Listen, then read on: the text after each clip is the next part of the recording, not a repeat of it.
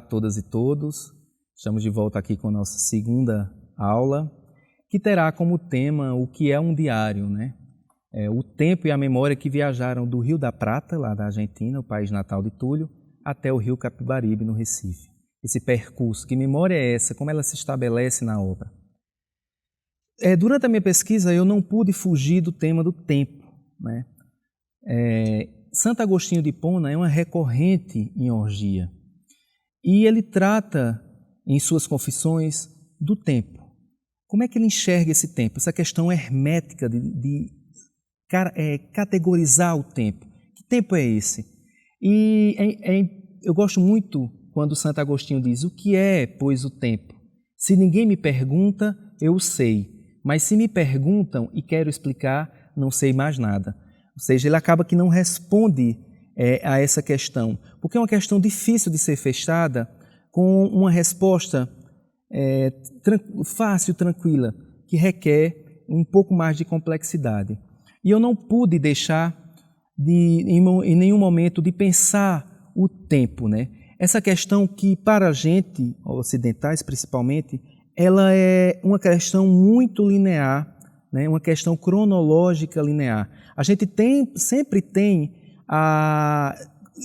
tenta considerar o tempo como uma questão linear, né? Ou seja, os dias, as horas, os dias que se passam em meses e anos, né? Dentro dessa lógica linear, dentro de um calendário que é o calendário gregoriano. Mas às vezes isso não se estabelece, principalmente em uma escrita de si, em uma escrita assumidamente de si, autobiográfica. E como isso se estabelece? Porque eu quero que vocês percebam que o que Túlio escreveu em Orgia, ele se dá em um outro tempo, né? Ele escreve Orgia exatamente no intervalo entre a saída do Brasil em 1961, ou seja, a expulsão do Brasil em 1961, até a edição de Orgia em 1968. Então, o que se dá nesse retroagir da memória, né? Esse retroagir da memória de quem escreve, né? Uma coisa que foi escrita a posteriori, mas baseada em fatos que ocorreram antes, né? Ricard nos traz uma questão muito importante, que é o que acaba de ocorrer agora mesmo já começou a afundar, a desaparecer. O que eu acabei de falar para vocês agora, nessa introdução do nosso segundo encontro, ela já faz parte de um passado, né? Um passado recente, mas passado. E se nós quisermos restabelecer essa cena agora, anos depois, a gente vai ter que acessar essa memória de alguma forma e tentar narrar esses fatos agora, elencá-los dentro de uma narrativa que é uma narrativa escrita, né? E eu queria ler para vocês aqui, não tenho como ler todos os trechos do livro, mas eu queria mostrar para vocês e que vocês percebessem, de certa forma, como isso se dá, como isso se estabelece, como é que Túlio estabelece essa questão do tempo, do cronos, né? Então, eu vou ler uns pequenos trechos para vocês que estão em sequência no livro, ou seja, em um crescendo, né, que se estabelece no livro que é assumidamente autobiográfico, é um diário, ele assume isso para si, né? Então, ele brinca, em minha concepção, com essa questão do tempo. Então, vejam vocês, 21, segunda-feira, ele não especifica que 21 é esse. Dia luminoso, fresco, uma brisa suave traz uma certa doçura inexplicável. 5, quinta-feira. O organismo se acostuma ao clima e começa a sentir frio. Cubro-me com a capa, não tenho cobertores, mas é curta. Sexta-feira, sexta-feira santa, e ele não especifica nenhum número. Saio para a cidade, salvo uns tempos, tudo está fechado. 1º de maio, domingo. Desperto cedo, com tosse, ontem fumei muito, preparo o café, anotações cotidianas, decido meditar, saio da inércia e reconquisto um pouco de luz. Vejam que ele brinca, às vezes ele não data e ele quase nunca data o ano. A gente sabe isso por uma questão exterior ao texto. Se você não sabe quando isso foi editado, por exemplo, você pode perceber ou colocá-lo dentro de uma certa época, de certo contexto, porque, por exemplo, ele cita Brasília, em uma das idas dele a Brasília, que ele cita que é uma cidade que foi recentemente inaugurada. Então, essa questão do tempo, ela permeou toda a minha pesquisa, de que forma ele se estabelece. E como essa memória, e aí um fato bastante importante, como é que essa memória ela está inserida no texto? Que tipo de memória? E como a gente pode perceber isso? E pensar a memória numa escrita autobiográfica, né? Vou trazer uma outra questão para vocês, que é sobre esse narrador. Em minha concepção, esse narrador é um narrador que eu chamei de narrador em trânsito. É um narrador que narra essas cenas de uma forma fílmica, sequenciada, que anda pela cidade, percebe a cidade, mas percebe principalmente esses encontros. Ele vai em busca, é aquele caçador que vai em busca e anda pela cidade intempestivamente. Esses encontros são sequenciados e vocês vão perceber a partir do momento que eu vou ler alguns trechos para vocês. Mas eu penso muito esse narrador como o Flané de Baudelaire, né? É aquele Flané que é o homem das multidões. Porque Baudelaire separa o artista, ele traz o artista como uma categoria, digamos assim, inferior, se é que eu posso falar isso, e ele diz que o bom mesmo, o legal é o homem da multidão, aquele homem que anda e percebe a cidade e a incorpora. Eu entendo também que, de certa forma, a cidade não foi hostil a Túlio. A universidade, sim, né? Obviamente ele foi torturado, como eu falei no primeiro encontro com vocês. Ele foi convidado, entre aspas, a sair imediatamente da universidade e foi convidado a sair do país para o qual ele nunca conseguiu voltar, né, para o Brasil. Ele tentou dar aulas em Salvador, em São Paulo, depois do incidente, e ele nunca conseguiu. Provavelmente ele sofreu essa censura até os dias de sua morte. Então, voltando a Baudelaire, ele fala que o artista enxerga o mundo a partir de uma visão mais restrita, altamente especializada, e que isso o faz subordinado à sua palheta como servo à gleba. Enquanto a segunda figura, esse homem das multidões, que eu acho que é muito o que se encaixa nessa figura de Túlio pela cidade, é o homem do mundo, né? Esse homem das multidões é aquele homem do mundo, é aquele que compreende esse mundo e as razões misteriosas e legítimas de todos os seus costumes. Então eu acho importantíssimo esse narrador, porque é a partir dele que a gente tem uma visão mais aguçada desses encontros e em um segundo momento as percepções sobre a cidade e em menor intensidade, em um terceiro plano, eu diria assim, essas percepções sobre esse grande salão intelectual pernambucano. E aí, por qual motivo eu enxergo o Orgia como romance, né? Por que eu coloco ele dentro dessa categoria? Primeiro porque ele é ordenado em capítulos, como eu falei para vocês, em 8 capítulos, e cada capítulo conduz uma narrativa própria, né? Tem aquela narrativa, seus diálogos, seus personagens, à maneira do romance moderno. Ficando claro para a gente que é uma prosa e não é poesia, se trata de prosa e não poesia. E porque também obedece a uma certa complexidade narrativa, né? Que é uma extensão típica dos romances, digamos assim, do qual esses romances prescindem, né? Precisa de uma narrativa, precisa de uma historinha a ser contada.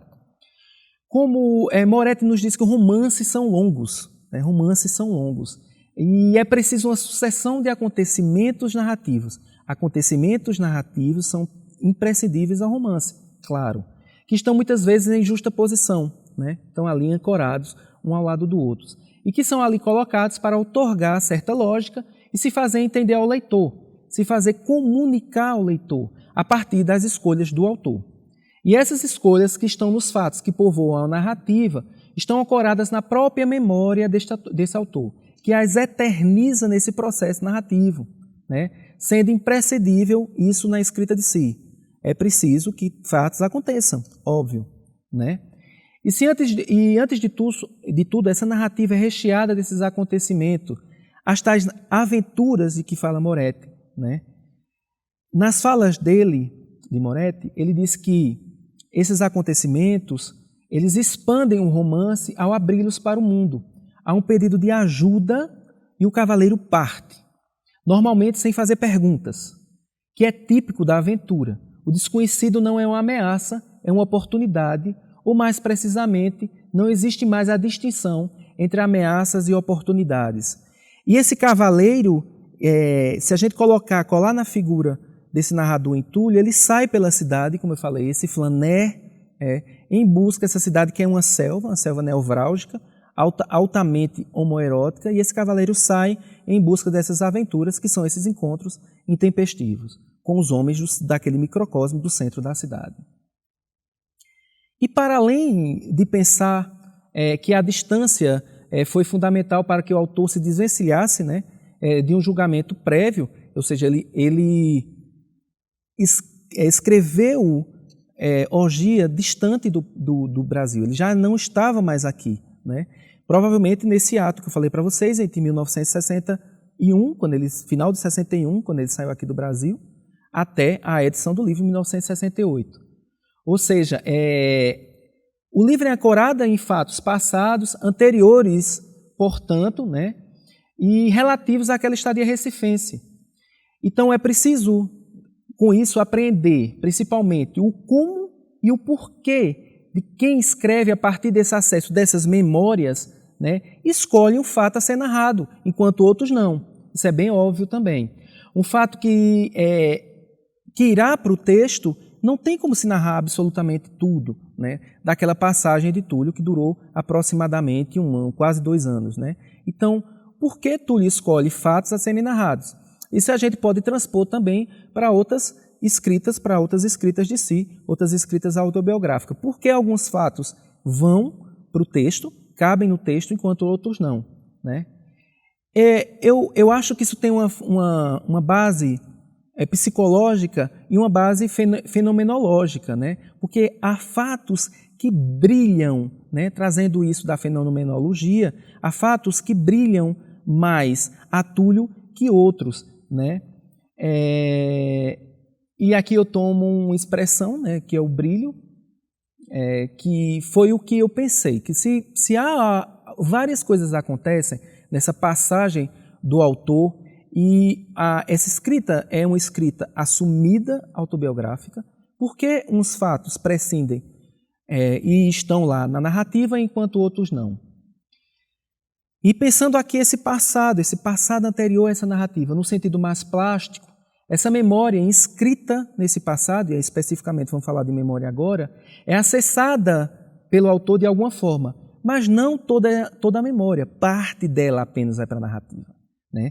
E assim a sua totalidade não significa no texto, não existe uma totalidade daquela memória, não se pode narrar tudo aquilo que se passou. O que eu posso pensar é que se o autor pode fazer escolhas, conscientes ou não, dos fatos a serem narrados, posso pensar que alguns fatos podem importar, de certa forma, mais que outros, formando o que eu chamei de completude textual para quem lê, mas que, em verdade, pode não ser a totalidade da verdade, dessa verdade exterior ao texto. Entendendo verdade, essa coisa é extremamente relativa, mas que é muito mais a percepção do, primeiro, o assumir do fato do autor, ou seja, o autor quis narrar um fato que existiu, ou seja, um encontro qualquer, com uma pessoa no centro. Esse fato existiu, né? Isso é uma verdade no texto, ele está ali no texto. Como o leitor percebe, isso já é outra história. Então, eu queria deixar bem claro essa questão da verdade, o que é uma verdade textual e uma que é verdade exterior ao texto. Tá certo? E eu também entendo que pode ser, em verdade, uma quarta parede, né? Deixando em suspenso, e agora, em relação ao leitor, o que poderia ter acontecido ou não em relação a esse fato passado, que por acaso tenha ficado fora dessa narrativa memorialística. É importante trazer essa discussão para o âmbito das escritas de si e enxergar a questão da memória como uma completude de difícil mensuração no texto pelo pesquisador e também pelo leitor. Cabendo ao leitor, cabendo a ele, principalmente ao pesquisador, imaginar que o autor quis imprimir no texto os fatos ali narrados que provavelmente aconteceram e provavelmente foram acessados a partir desta memória. Suscitam importância maior, suscitam um brilho maior que os outros que não existem, na verdade, do texto. E aí ele se torna fenômeno no texto. Ele importa para o texto, ele importa para a narrativa. Né? Deixando um pouco essa questão da memória, especificamente, uma questão um pouco mais acadêmica, de como eu penso essa memória no livro, Eu queria entrar aqui numa obra que eu acho muito importante, como eu falei no primeiro encontro, uma obra que é co-irmã de Orgia, que é Roteiro Recifense, que foi poemas escritos quando ele também já estava em Buenos Aires, e como ele abre, ele mesmo explica o livro na sua abertura, que são versos de pura nostalgia pernambucana, dedicados a bons e maus amigos, ricos e pobres da cidade do Recife, uma rosa negra do Nordeste brasileiro. Eu acho essa figura linda. Onde o mar e os relógios têm horas sonhadas para o poeta. Essa memória não foi muito percebida na época. As pessoas entenderam apenas como versos, poemas de uma nostalgia. Mas essa nostalgia é eminentemente uma nostalgia homoerótica, né? Há uma imagem erótica ali muito clara. Eu vou ler alguns poemas para vocês e eu quero que vocês percebam, eu já peço desculpa, que eu vou ter que ler em espanhol, eu preferi ler em espanhol, porque tem toda uma questão semiótica aí da tradução para o português, que eu acho que se merece, Túlio merece que eu leia em espanhol, meu espanhol não é um dos melhores, mas eu queria que vocês mais especificamente percebessem o que eu falei para vocês sobre essas imagens eróticas, sobre como essas imagens são principalmente dos homens negros que habitavam esse microcosmo do centro da cidade do Recife. Vou ler o primeiro poema para vocês, Pigmento. Los dioses dan a su alma un cuerpo de color oscuro. El sol da a su cuerpo una sombra no tan escura, no tan hermosa. Segundo poema, Lumen. Estás alegre porque eres la sombra del sol. Detrás de tu piel morena rebrillan luces de oro, fino, enamorado, en tersa combustión. Hogueras. Las márgenes de aire fermentan cuando tocan tu piel, que devora la sombra lírica de la nostalgia. La calle de fuego se quema a ver los bomberos desnudos y el aire nos emborracha con recuerdos incomprensibles. Los bomberos traen agua fresca para este río de llamas que cruzan el rostro de la ciudad, agua de sexo e campanadas. Vejam que as imagens são muito claras, há um homoerotismo muito claro que não foi percebido, por exemplo, em algumas pesquisas que eu fiz nos jornais da época, falando de roteiro recifense. E essas imagens nos poemas que trazem esse corpo negro também são muito claras. Vou ler 2 deles para vocês. Fuente viva. El negro moja las aguas con chorro sonoro. El cuerno de la abundancia vierte topacios chispeantes. Arden las juveniles ansias en esa carne silvestre, que se levanta venturosa para imponer al viento una extraña coyurda. El negro se ahuenca en la noche con un bo de agua fresca. Una gota salpica el rostro de la tierra en tanto que las mulatas barren el Capibaribe. Marineros. Carne de mar oscura, carne de marineros caboclos. El agua salada tiene tantos secretos como el agua dulce con el cuerpo inesperado. El caboclo cruza el mar ardiente de verano e traga a sorbos la negrura. Então, orgia, voltando aqui à orgia, é uma amálgama, uma mistura, né, onde esses fatos que trazem partes de 2 camadas, essa ficcional e essa não ficcional, digamos assim, se enlaçam intricamente em um texto talhado posteriormente a esses acontecimentos sucedidos, né, como eu falei para vocês. Sempre relacionado a esses fatos como produto de uma memória pessoal do autor. E esta memória que emerge do texto para quem lê, de certa forma voltou a mim como pesquisador, tanto pelo pouco material historiográfico encontrado, portanto corroborando com uma verdade externa a esse texto, quanto pela memória contida nele, completando uma verdade que está no que foi escrito, essa verdade textual. Orgia se colocou para mim em uma situação de pesquisa peculiar, posto que a ela se somou a dificuldade de encontrar em arquivos alguns fatos historiográficos, mas o que se recuperaram acabam provando essa verdade textual. E o nosso próximo encontro será exatamente como isso se deu.